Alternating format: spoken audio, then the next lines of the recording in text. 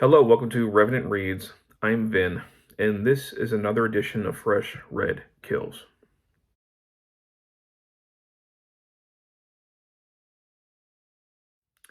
So, Fresh Red Kills is where I talk about books that I have recently finished reading. In this case, I'm going to talk about two books that I finished reading at the end of September. So, one is a nonfiction book that I read for Historathon 2023. A year-long reading event where we are reading and celebrating nonfiction history, and we split the year up into 4 quarters, each quarter looking at a different time period. The third quarter, which ended in September, looked at the years 1500 to 1820. So I'm going to talk about this one first, and then I'm going to talk about some Conan for Sumerian September.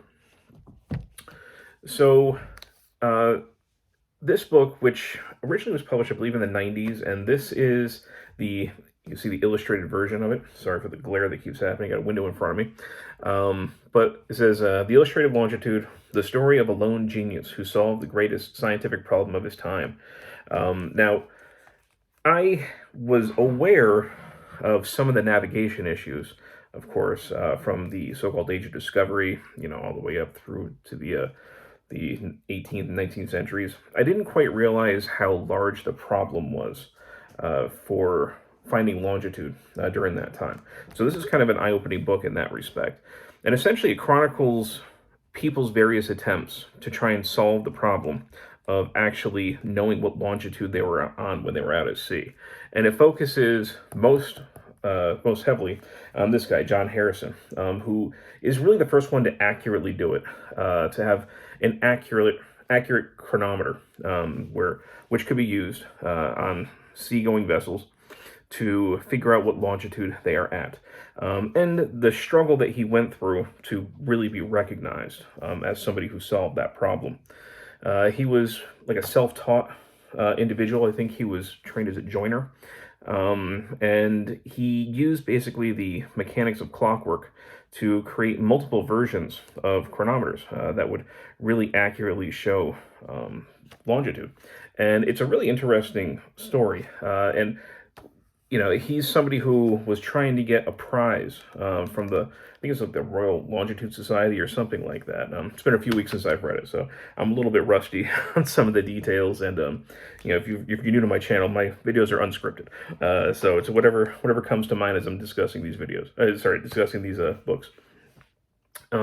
He essentially had a very difficult time having the board formally recognize his achievement, even into being an old man. And it really wasn't until George III stepped in that he started getting the recognition. And it did make me want to pick up that biography that came out maybe last year or so about George III, kind of re-examining or at least showing in maybe a more balanced light King George, who, of course, in American history is sometimes demonized. I don't think, of course, not by your, responsible historians, but just in American tradition, he's the king that they railed against in the Revolution. Although really it was more Parliament that they had problems with, not necessarily the king. But a lot of what I've read about King George III, at least before he went crazy, was that he was actually a pretty reasonable guy. And as far as monarchs go, at least, he was not certainly among the worst of them. So him stepping in for John Harrison definitely made me want to learn more about it. And this illustrated edition has a lot here. Oh, speaking of which I just happen to open up to a nice image of George III. But this book is filled with portraits, and it's really a scientific history. So we get a lot of primary sources, images of those. We get a lot of like diagrams from the inventions. See if I can find one of those real quick, like the various attempts that people had in trying to solve the problem. And I did like this. It is, however, firmly a popular history. One of the things that I didn't really know about before, that is fairly early on in the book, it talks about a major maritime disaster with the British Navy, where essentially, I think it was 1707, led by Admiral Sobel. Am I saying that right? They essentially misjudged their longitude, and it ends up smashing, I think, at least 4 of the ships upon the rocks of the shore. And thousands of men drowned. And it's a huge, terrible maritime disaster, and that's one of the things that really prompts, um, basically the royalty in England to create this prize for solving the problem for Longitude. Now, I hadn't really known about this incident before, and it talks about a couple of really interesting details. For one, the admiral apparently had hanged a sailor who dared to say that he thought they were on the wrong longitude. Hanged him there on the spot, it says. And also, it says that the admiral himself, he actually was one of only two people I think that made it to shore when the ship went down. But a local woman saw his emerald ring and kills him and steals it, and she apparently confesses it, the act on her deathbed, like 30 years later or something. But doing some research, it seems like those two stories, hanging the soldier and also the woman murdering him for the ring, might be legendary. It seems like few historians, at least from what I read, really accepted those as actual fact. But they're spoken of in here as plain and simple fact. So it did leave me wondering, not necessarily about how much I can trust some of this, but I felt, especially when we were talking about the struggles that John Harrison was having with the Royal Society, to getting them to basically finally, give him the recognition that he really deserved, that there was a lot more maybe going on that than what the authors here really are letting us know about. So I would recommend this, but again, it's a very kind of cursory, very surface level in a lot of ways, and it made me wonder, about some of the things I read in here. But overall, I did enjoy it, and I definitely learned a lot. So, and I really was happy to read it in this edition, which I had gotten from a library book sale just about 2 months ago, maybe.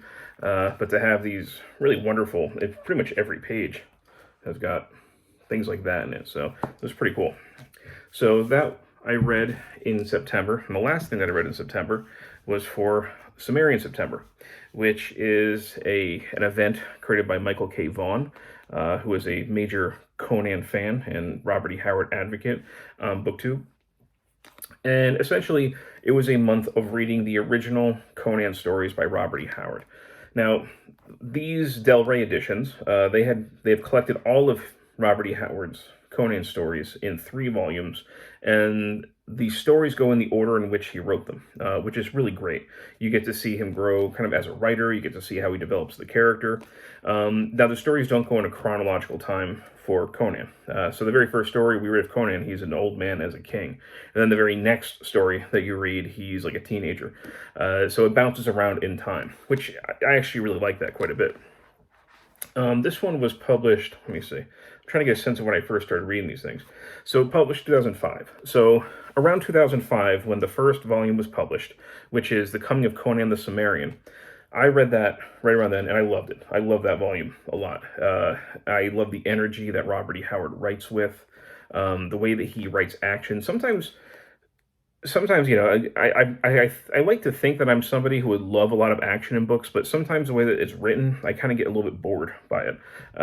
But Howard writes with a certain immediacy of action that I like. There's an energy to his writing and to his descriptions. And I love that first volume for how weird it is. Like the Tower of the Elephant.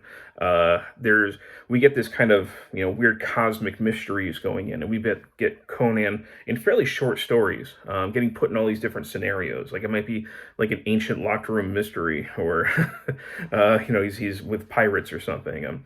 But I really love those early stories and the world of the Hyborian age that Howard creates. Now, Howard, he was writing in the 1930s, and I think he was in his 20s. He unfortunately would end up killing himself fairly young. I think he was around 30 years old. But I can only imagine what he could have kept writing. Although it seems like by the time he did end his life, he was maybe running out of some steam with Conan. So the second volume is The Bloody Crown of Conan, and I read that shortly after, I think, reading the first volume. It wasn't immediately after, but it wasn't too long after. Now, bear in mind, when I was reading those things, I was still in my 20s. And that's like the best time, I think, to read these. The energy, the sort of philosophy of, the barbarian philosophy, how civilization is a corrupting force, and, to be kind of savage and closer to nature. And I think something like that is very, very appealing to a 20-year-old or somebody who was younger. Now, it took me a long time to finally get to the third volume. So when Michael K. Vaughan announced this event, I knew, okay, I have to read, finally get to the third volume of Conan. If I didn't read this, I would have probably read something from Shakespeare for Shake-Temper, but I just didn't have time. But this is what I really wanted to get to, and finally get through it. Now, I will say that I don't know. I think there's two things going on as I was reading it this time. One, I'm not in my 20s anymore. Okay, I'm 40 years old. Wait, am I 40? I think I'm older than that now. I'm like 41 or 42. I'm to the point where I have to count to figure out my age.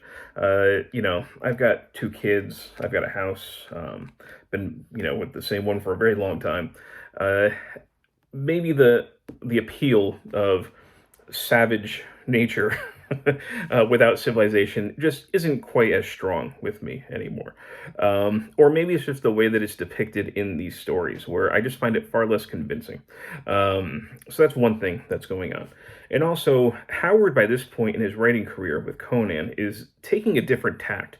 We're no longer getting the kind of weird, cosmic, mythical world of Hyboria. Instead, the stories become more grounded in a certain kind of realism.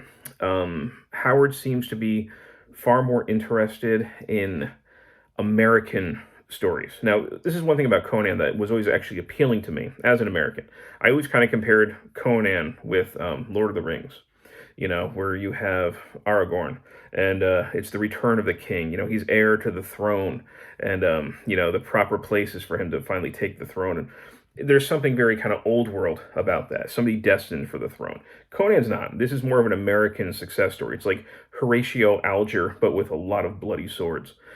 He becomes king by his own hand, right? He's a self-made man. This is more of like an American success story. Rags to riches. He literally goes from like nothing to being king. So that kind of thing always felt very American to me. This is American sword and sorcery. It's not old world at all.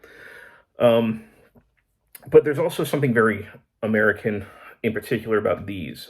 It seems like Howard was wanting to write about the frontier. And instead, he kind of writes a thinly veiled version of the American frontier story. But he puts Conan in there. And he has Picts, who it actually took me a little while to figure out exactly who the Picts were supposed to be, because I didn't have necessarily... we can kind of see it here, but I was trying to figure out geographically what happened here.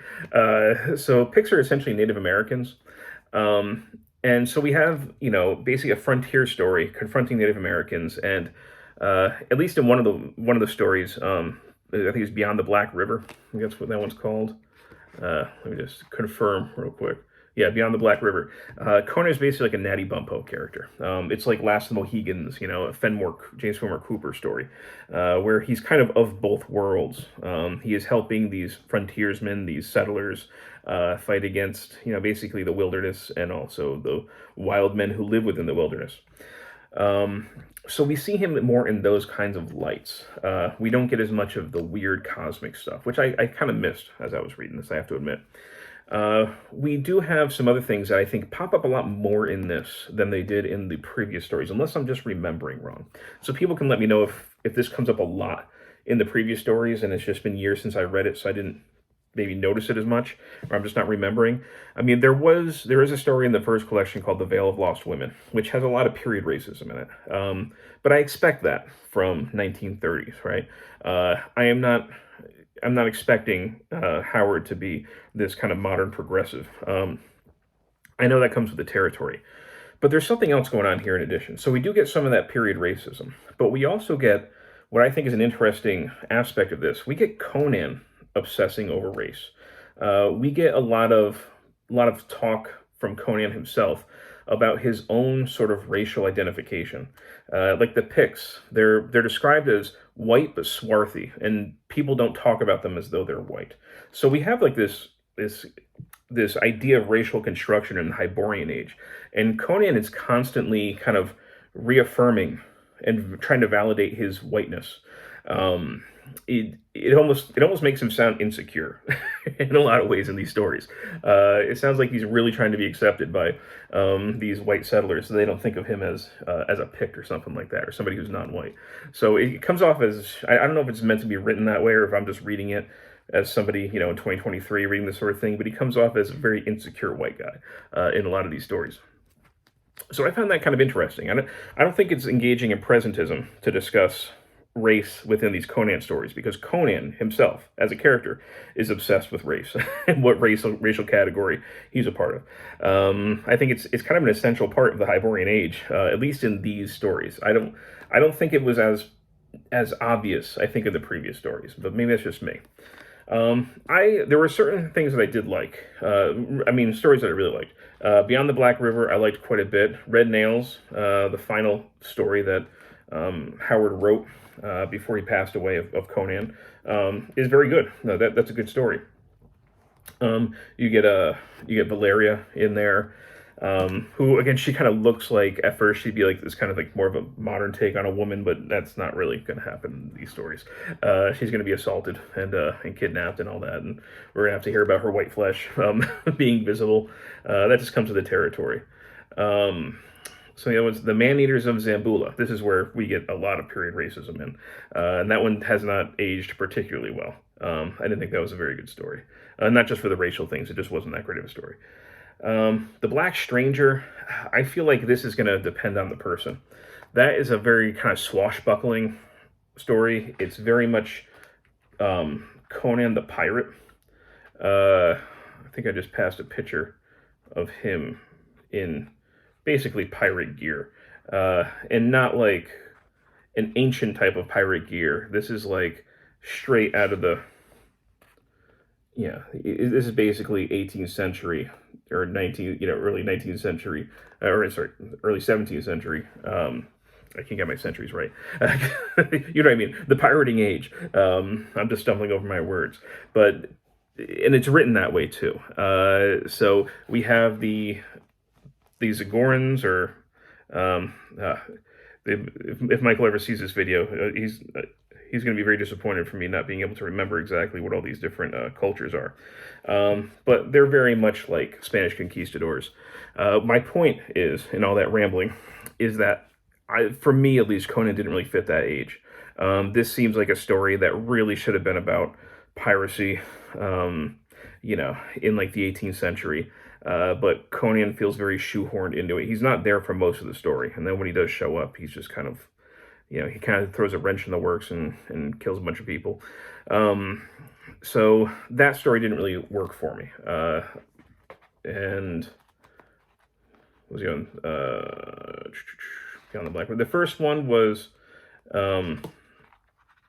we've got, The Servants of Bin Yakin, which was okay, but it did feel kind of like the kind of Conan story that we've read before.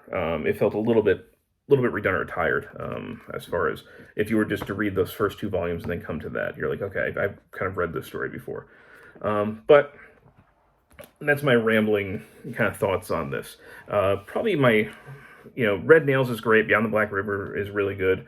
But for the most part, it doesn't come near, for me, the first volume, and even the second volume. So I would actually, put that in basically diminishing order as far as what I really like these stories. I love the first volume. I really like the second volume. This volume is okay for me. But still love Conan as a character. If there's a Sumerian September next year, possibly, I don't know. I don't know what Michael's going to do. I'll probably want to dive more into the comic books of Conan, which is one of my other favorite things to read. So anyhow, those are my thoughts on two things that I read. Sorry for this rambling sort of review, but that's just how we do things here. I don't plan things out in script ahead of time because I don't have time for it. So I read Longitude, and I also read The Conquering Sword of Conan, the third volume of Conan stories. If you've read any of these, I'd love to hear your thoughts. As always, thank you, BookTube.